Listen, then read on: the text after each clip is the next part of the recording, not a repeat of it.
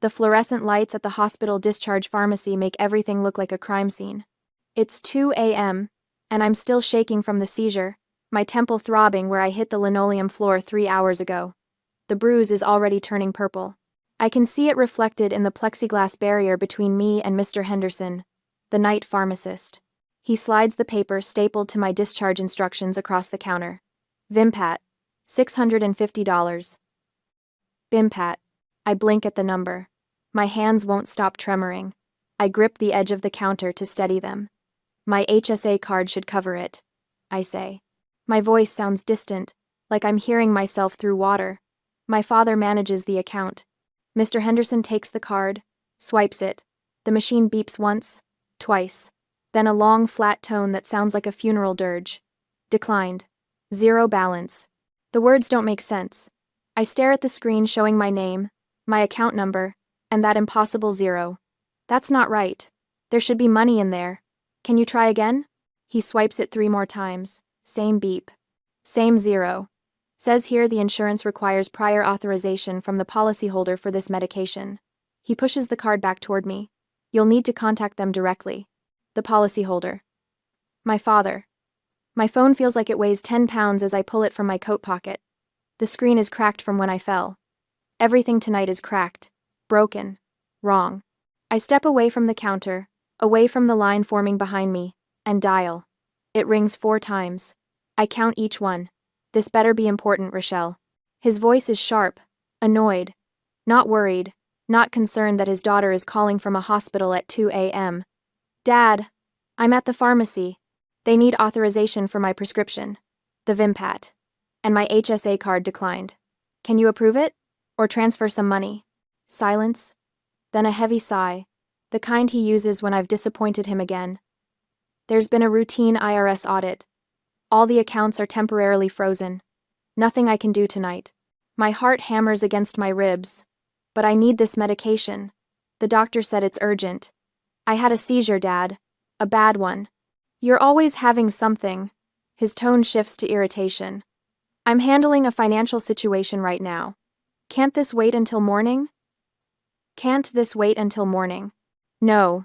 They said I could have another seizure without it. I need $650. Please. I hear rustling, voices in the background. Then his voice changes, becomes defensive, and I know I've caught him at something. Look, I just secured the 1,968 vintage Fender Stratocaster for Sterling's showcase tomorrow. $18,000. That's an investment. Your medication is a sunk cost. Go home and take a Tylenol. The words hit me like a second seizure. $18,000. For a guitar. While my HSA account sits at 0. Dad, I can't just take Tylenol. This isn't a headache. I was unconscious. I bit my tongue. I don't remember anything between smelling rotten eggs and waking up on the floor with paramedics over me. Don't be dramatic. It's just a headache. You've always been dramatic. The memory surfaces without permission. I'm 16 again, sitting in the SAT testing room, that sulfuric smell filling my nose, rotten eggs. I'd raised my hand, asked to be excused, said I felt sick. The proctor had called my father. He'd arrived furious, accused me of faking, of being lazy. Stop being lazy and dramatic, he'd said in front of everyone. I'd finished the test in a fog, unable to focus, and my scores reflected it. He'd been even angrier then. I should hang up. I should tell him what I really think. But the old programming kicks in, the one that's been running since I was a child. I'm sorry, I hear myself say. I'm sorry for waking you up. Just go home. We'll figure it out in the morning. The line goes dead. I stand there holding my phone, staring at Mr. Henderson through the plexiglass. He's watching me with something that might be pity. I shake my head, walk past him, past the other people waiting with their prescriptions, and push through the automatic doors into the parking lot. The November air hits my face, cold, sharp, real. My car sits under a streetlight, looking small and ordinary. I know I shouldn't drive. The discharge papers explicitly said not to. But an ambulance bill would finish destroying me financially. I climb in, grip the steering wheel with both hands to stop the shaking. That's when it hits me. Not another seizure. Something worse. A realization. If I had died on that linoleum floor tonight, he would have worried about the funeral costs. Not my life. Not me. The expense of disposing of his liability, daughter. I start the engine. I'm not dying tonight. Not for him. Not because he decided a guitar was worth more than my brain. I pull out of the parking lot, driving slowly, carefully, into the dark Denver streets. My hands still shake on the wheel, but it's different now. Not fear. Rage. 3 days. That's how long I've been rationing the pills my roommate's emergency loan bought me. 3 days of splitting tablets, of calculating hours between doses, of waking up at 4 a.m. to make sure the levels in my blood don't drop too low. I sit in Dr. Elias Thorne's waiting room, staring at the intake form on my lap. Previous neurologist visits. I leave it blank. I don't know the answer. Rochelle Thompson? Dr. Thorne doesn't look like the other neurologists I've seen. No fake smile, no clipboard held like a shield. He's maybe 60, with steel gray hair, and the kind of face that's seen too many liars to tolerate another one. You were non-compliant with your previous treatment plan, he says, pulling up something on his computer. Not a question, an accusation. I didn't know I had a treatment plan. He turns the monitor toward me. The federal database fills the screen. My name at the top. Below it, a list that makes my stomach drop. Patient no-show. Dr. Patricia Valdez, Neurology. April 2021. Patient no-show. Dr. Michael Reyes, Neurology. September 2021. Patient no-show. Denver Medical Center, Neurology Clinic. January 2022. 5 appointments over 4 years. 5 appointments I never knew existed. My parents told me I had anemia, I hear myself say. When I was 14, they said I just needed iron supplements. Dr. Thorne scrolls up. The diagnosis sits there in black text on white background, dated 10 years ago. Temporal lobe epilepsy. Not anemia, not teenage drama, not laziness, epilepsy. My father knew. For 10 years he knew. I need you to log into your patient portal, Dr. Thorne says. Pull up any records you have from your pediatrician. I try. Username, password. The spinning wheel. Access, denied. I try again. Same result. The 2-factor authentication must have reset, I say, but my voice sounds hollow. Let me try the recovery email. The recovery email bounces back. Address not found. Dr. Thorne leans forward, studies my face. Try calling the portal helpline. Right now. I dial. The automated system asks for my phone number to verify my identity. I enter it. I'm sorry. That number is not associated with this account. What number is on file? I ask the robot voice. It recites a number I don't recognize, but I know who it belongs to. My father's business line. Someone changed your contact information, Dr. Thorne says. His jaw tightens. Someone deliberately locked you out of your own medical records. My phone rings. Mom's photo on the screen. I answer because some part of me still believes she might help. Rochelle, honey. Her voice has that thin, stretched quality it gets when she's trying to keep peace.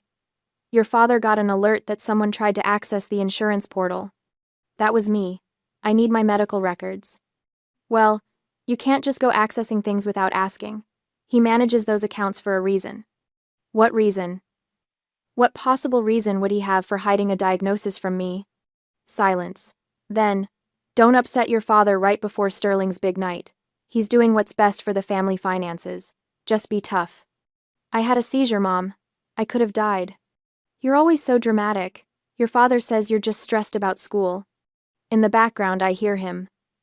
Is she calling about money again? My mother's voice drops to a whisper. Honey, I have to go. Just try to understand. This is hard for all of us. She hangs up. I sit there holding my dead phone. Dr. Thorne is writing something, his pen moving in sharp, angry strokes across the prescription pad. 30 days of Vimpat, he says. $650. Your insurance won't cover it without prior authorization, which your father controls. Do you have that money? I think of my bank account, the $847 I have left from my teaching assistant stipend. Rent is due in 12 days. That's $650. If I pay for the medication, I can't pay rent. If I pay rent, I seize. I look at my backpack on the floor. My MacBook Pro is inside, the one I've used for every architecture project for 3 years. My drafting equipment, my parallel ruler, my scale templates. Everything I need for my thesis. I'll figure it out, I say. Later that day, the pawn shop smells like old leather and desperation. The guy behind the counter barely looks at me as I unzip my backpack. MacBook Pro, 16-inch, 2 years old, I say. Drafting equipment, professional grade. He turns on the laptop, checks the specs, examines the tools like they're contaminated. $700. It's worth at least $1,200. Not to me, it's not. $700. Take it or leave it. I think about the Stratocaster. $18,000. For a guitar my father bought while I stood in a pharmacy at 2 a.m., shaking. $800, I say. Final offer. He shrugs. Fine, cash only. The bills feel obscene in my hand. I drive straight to a different pharmacy, one across town where they don't know my face. The pharmacist doesn't ask questions. Just takes my money, hands me the bottle. I sit in my car in the parking lot, holding the pills. My laptop is gone. My thesis drafting tools are gone. Everything I need to finish my degree, traded for 30 days of not dying. I open the bottle, take one pill with lukewarm water from a gas station bottle, swallow it down. My phone buzzes. A text from my father. Stop harassing your mother. Focus on school. I stare at the message. Then I put the pill bottle in my glove compartment, lock it, and grip the steering wheel with both hands. He thinks I'm weak. He thinks I'll break. But I just traded my future for my brain, and I'd do it again. That makes me stronger than he'll ever understand. The alert comes through on Garrick's phone while he's standing in the Thompson garage, admiring Sterling's new guitar case. Portal login attempt. Rochelle's credentials. Failed. I don't know this yet. I'm sitting in my dorm room at 9 a.m., staring at the locked patient portal screen, when my phone buzzes. A text from Dad. Stop acting out or I'll stop tuition payments. You're jealous of Sterling's success. My stomach drops. I hadn't expected him to notice so quickly.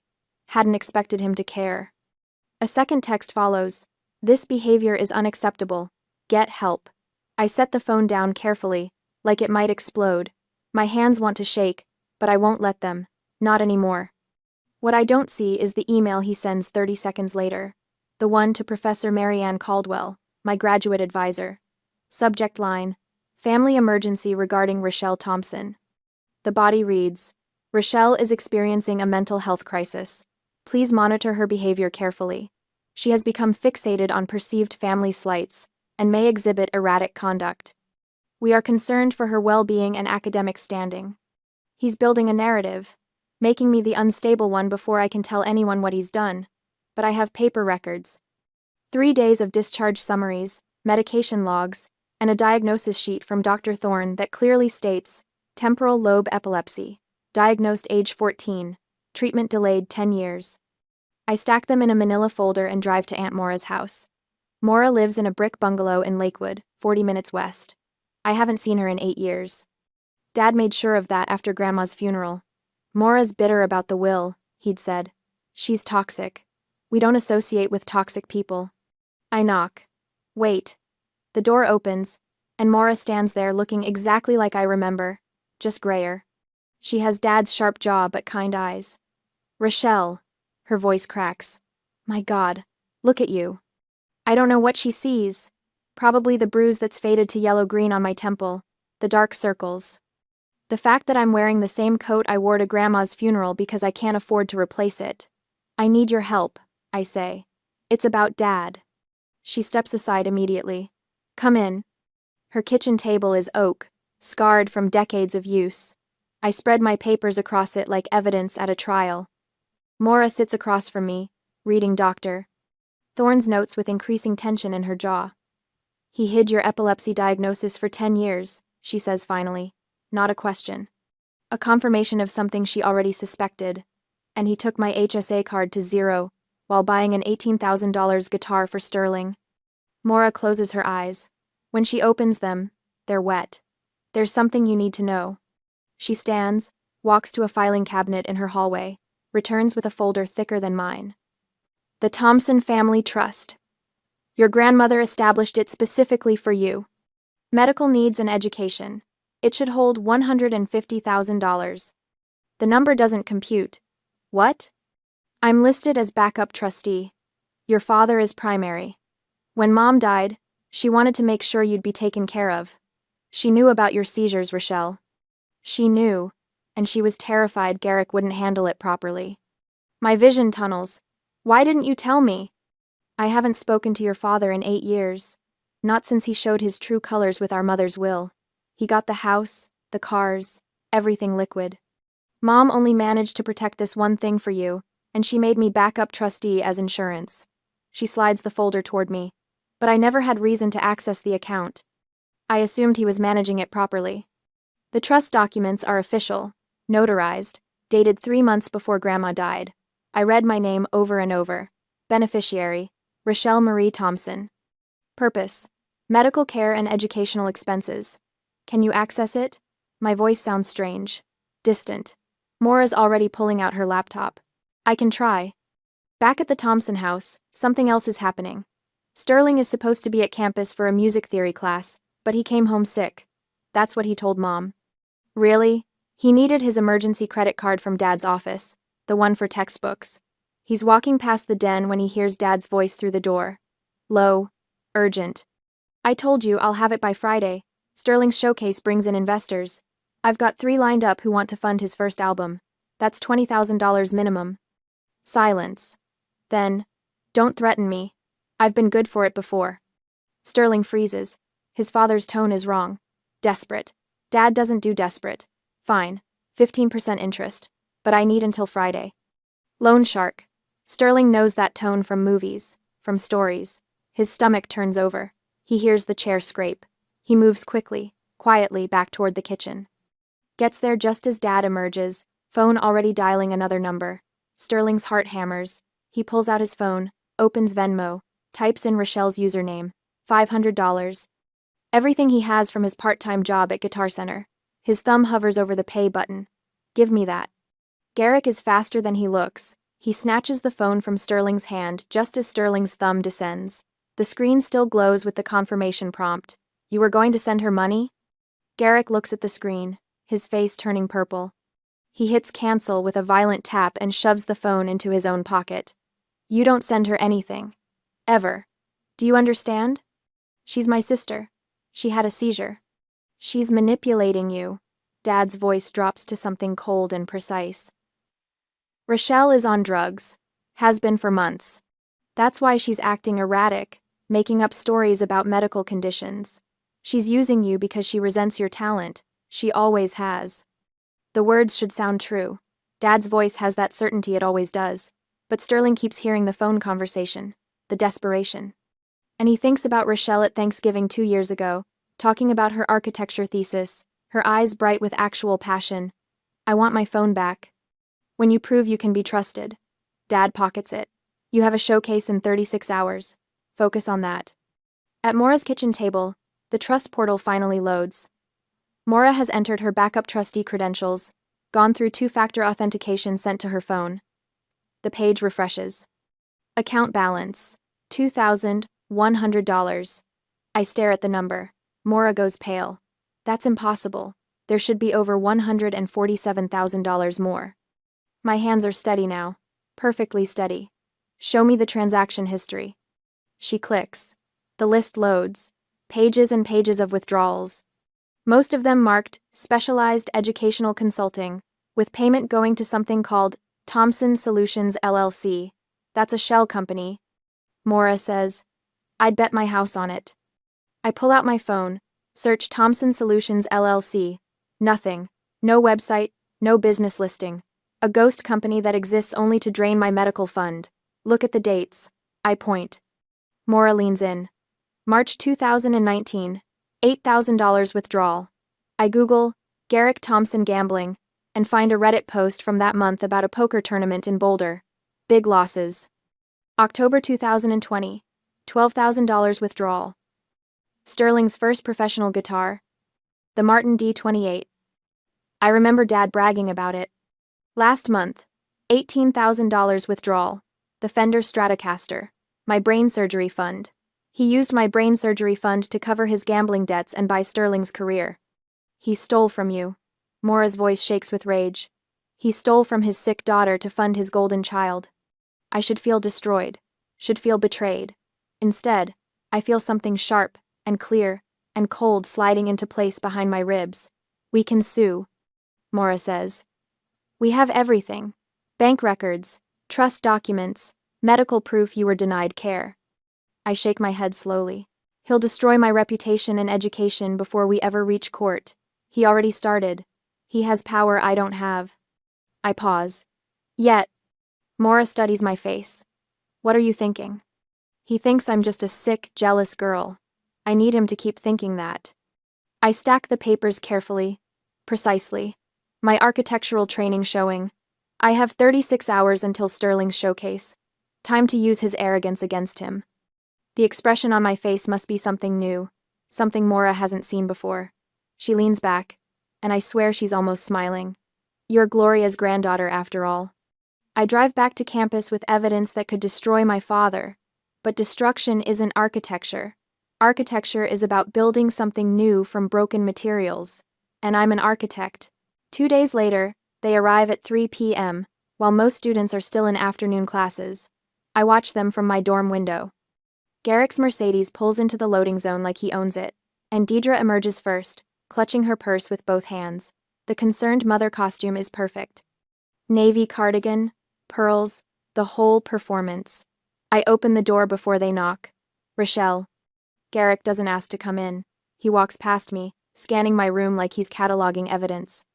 Deidre follows, her eyes darting to my roommate's empty bed, the borrowed laptop on my desk, the pill organizer sitting on my nightstand. Where's your MacBook? He asks. Sold it. His jaw tightens. For drug money. For medication money, there's a difference. He pulls a manila folder from under his arm, sets it on my desk with deliberate care. The gesture is too practiced, too prepared. He's been planning this. I've been in contact with your graduate advisor, Dr. Pembroke. Showed her some concerning emails you've sent recently. Paranoid accusations about family finances, erratic behavior. She agrees you're experiencing a mental health crisis. My stomach drops. You contacted my advisor? I'm your father.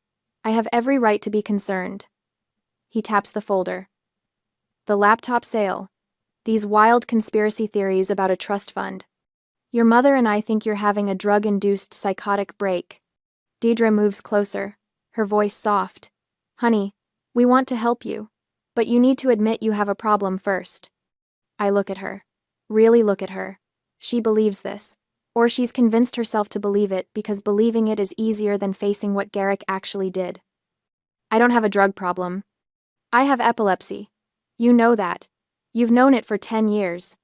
Garrick's face hardens. What we know is that you're jealous of your brother. You're trying to sabotage his showcase because you can't stand seeing him succeed. The accusation is so absurd I almost laugh.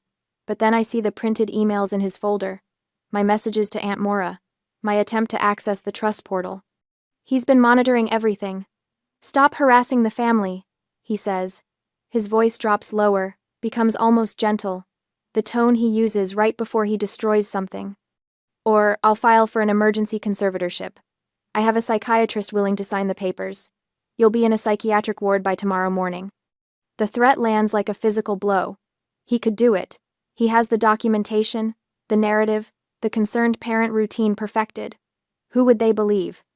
The successful businessman or his sick daughter who sold her laptop and made wild accusations about embezzlement? Deidre touches my arm. Please, sweetheart, just agree to get help. We can postpone your graduation. Take some time off. Take time off. Drop out. Disappear quietly while Garrett covers his tracks and Sterling gets his showcase and everything goes back to normal. Everyone wins except me. I feel something shift inside my chest. Not panic. Strategy. I think about Aunt Maura's words 2 days ago. He thinks you're weak. Use that. My hands start shaking.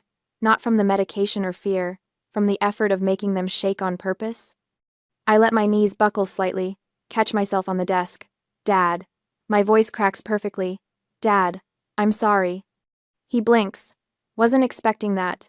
I sink onto my bed, let the tears come. They're surprisingly easy. Everything from the past 6 days is right there, ready to spill over. The pharmacy rejection, The pawn shop. The trust fund balance.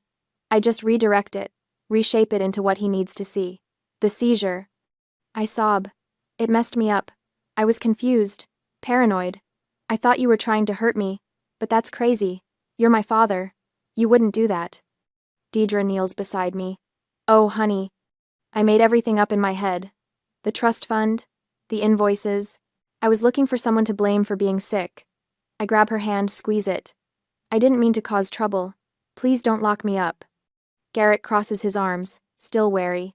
You need professional help, Rochelle. I know. I'll get it. I'll go to counseling. I'll do whatever you want. I look up at him through tears. Just don't commit me. Please. I'll leave town. I'll drop out after Sterling's showcase tomorrow. I'll disappear. You'll never have to deal with me again. The room goes quiet. I can hear the radiator ticking, someone's music playing down the hall. Just keep me on the health insurance, I whisper. That's all I ask. Please. Deidre's face crumbles. She pulls me into a hug that feels almost real. Of course you'll stay on our insurance. You're still our daughter. Garrick studies me for a long moment. I keep my face buried against Deidre's shoulder, let my body shake with sobs. I can feel him deciding, weighing options, calculating outcomes. Finally, he sighs. All right, but I want you gone by Monday, and if you contact Maura again, or spread any more lies about this family, the deal is off. Understood? I nod against Deidre's cardigan. Good girl. He actually pats my head. Like I'm a dog that's learned a trick. Come to the showcase tomorrow night. At the Rusty Anchor. Say goodbye to Sterling properly. Show everyone you're still part of this family. Thank you, I choke out. Thank you, Dad. They leave 20 minutes later, after Deidre makes me promise to eat something, and Garrett confirms I'll be at the Rusty Anchor by 8 p.m. I walk them to the parking lot, wave as they drive away. Back in my room, I close the door. Lock it. The tears stop like someone flipped a switch. I open my roommate's laptop. The files are exactly where I left them. Trust documents, invoices. Timeline. All uploaded to 3 separate cloud accounts this morning. Maura has copies. My attorney has copies. The IRS received their package at 9 a.m. My phone is already in my hand. He took the bait. I text Maura. Tomorrow at the Rusty Anchor. 8 p.m. Be ready. She responds immediately. 3 words. I'll be there. I set the phone down, look at my reflection in the dark window. The girl staring back doesn't look broken anymore. She looks sharp, focused, dangerous. He thinks I'm leaving town. Running away like I always do. Apologizing like I always have. He has no idea I'm just getting started. Tomorrow night, in front of his investors and friends and extended family, Garrick Thompson is going to learn what it costs to steal from a sick daughter.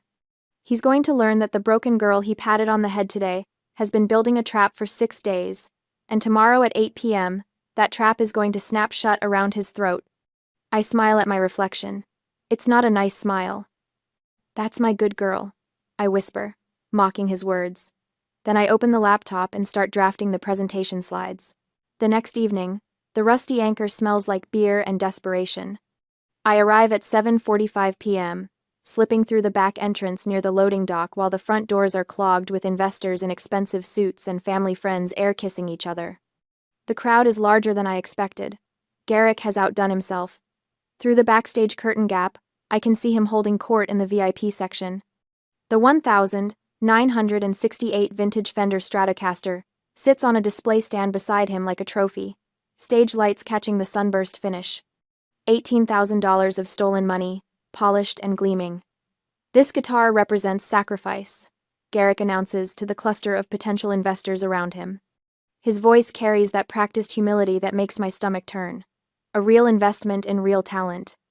Deidre sits beside him in a cream dress, smiling that frozen smile she perfected years ago. The perfect supporting wife. She's laughing at something someone said, touching Garrick's arm, playing her role flawlessly. I check my phone. The files are uploaded to the cloud. Maura confirmed the IRS and probate court received everything this morning at 9. By 3 this afternoon, his accounts were frozen. He doesn't know it yet. Sterling is doing his sound check on stage, running through scales on a borrowed amp. He looks nervous, keeps glancing toward the VIP section for approval. My chest tightens watching him. He has no idea what's coming. The stage tech is adjusting the projector aimed at the massive screen behind the drum kit. Perfect. I move toward him, holding my phone out. Hey, I'm with the family. Mind if I queue up some photos for between sets? Dad wanted a slideshow. He barely looks at me, just waves toward the connection panel. Sure. Input 3. And here. He tosses me a wireless presentation clicker. It's paired to the system. Thanks. My hands are steady as I connect my phone to the console and hide it behind the mixing board. The screen flickers to life, currently displaying the venue's logo. I keep the files minimized, clutching the small black remote in my palm like a weapon. Sterling finishes his warm-up and sets the borrowed guitar down, reaching for the Stratocaster. The weight of it changes his posture. He stands taller, holding it. It's 8 p.m. I walk onto the stage. Sterling sees me, his eyes widening with confusion. I take the microphone from the stand before anyone can stop me. The room doesn't go quiet immediately. Conversations continue. Someone laughs. A glass clinks. Then I click the remote. The screen behind me illuminates with the first image. Thompson Family Trust. Balance, $150,000. Date, January 2015. The conversations start dying. Thompson Family Trust. Balance, $2,100. Date, October 2024. Now I have their attention. You didn't buy that guitar with hard work, Dad. My voice comes out clear, projected. I sound like someone giving an architectural presentation, calm and factual. You bought it with my brain surgery fund. Over $147,000 embezzled from Grandma's trust over 10 years. Click. The screen cycles to the next image. Invoice after invoice to Garrick's shell company, labeled Specialized Educational Consulting. The dates line up perfectly with his known gambling losses. I'd marked them in red, and $18,000 of that went directly into this guitar. Garrick is already moving. His chair screeches back. His face goes from tan to purple in seconds, veins standing out on his neck. He charges the stage like I knew he would. Like I needed him to. You have no right, he screams. I am the trustee. I decide where the money goes. Perfect. Keep going. I invested in the asset.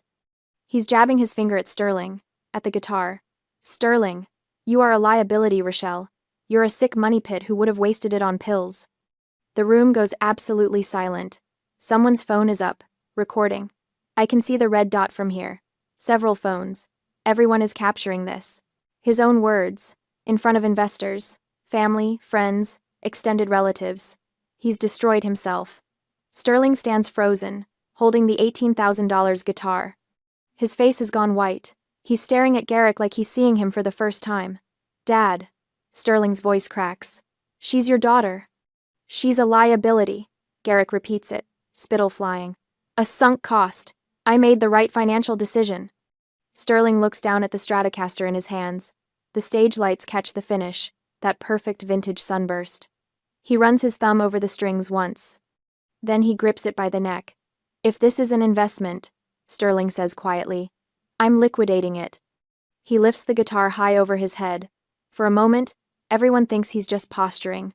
Then he brings it down. The impact echoes through the venue like a gunshot. Wood splinters. The neck cracks but doesn't separate completely. Electronics shatter, components scattering across the stage floor. Strings snap with musical pings. Sterling lifts it again, smashes it down harder. Again, and again. Don't you ever. Smash. Use her life. Smash. To buy my fame. The final impact splits the body completely in half. Sterling is breathing hard, standing in the wreckage. His hands are bleeding from the broken strings. He's crying. The room is frozen. Nobody moves. I step forward, still holding the microphone. My voice is steady. I didn't just make a slideshow, Dad. Aunt Maura sent these files to the IRS and probate court this morning. Your assets were frozen as of 3 p.m. today. The audit you lied about? Now it's real. Deidre's face changes. That frozen smile finally cracks. What? Her voice is small. Try your credit card, I tell her. Try any account. They're all frozen, pending investigation. She fumbles for her phone. I watch her try to log into their bank app. Watch her face drain of color as the holds appear. Garrick?